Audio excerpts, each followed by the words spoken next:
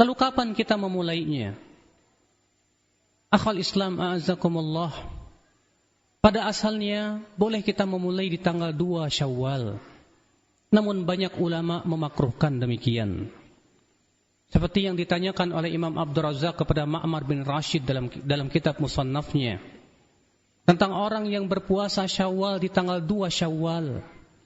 Maka Ma'mar bin Rashid berkata, ma'adallah, aku berlindung kepada Allah. Innaha ayyamu aklin wa syurbin. Itu hari-hari yang masih untuk makan dan minum, artinya masih suasana lebaran. Hendaklah seseorang berpuasa ketika mendekati ayyamul bid. Itu mendekati hari-hari, ketika matahari atau ketika bulan itu mendekati purnamanya. Imam Abdul Razak As-San'ani juga pernah ditanya tentang masalah ini, bahwa ada orang yang langsung berpuasa di tanggal 2-nya. Beliau berkata, aku sangat tidak suka itu.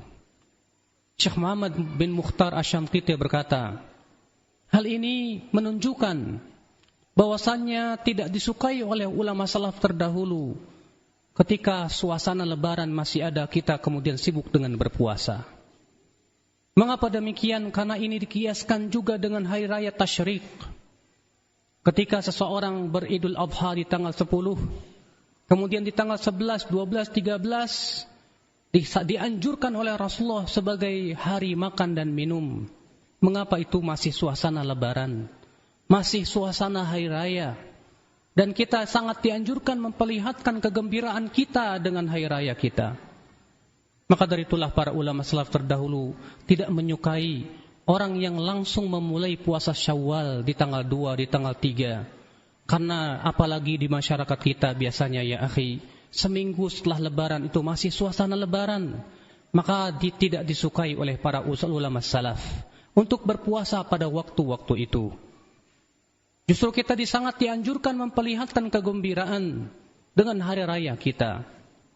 Nah, ketika kemudian suasana lebaran telah mulai hilang, mulailah kita berpuasa Syawal. Karena itu yang ditunjukkan oleh athar, oleh salafus saleh terdahulu. Oleh karena itulah yang kita lakukan, dan sebagian kaum muslimin lakukan, langsung berpuasa di tanggal 2, di tanggal 3. Tidak sesuai dengan hadis salaf, tidak sesuai dengan petunjuk salafus saleh terdahulu, ya akhal Islam a'azzakumullah wa iyyakum.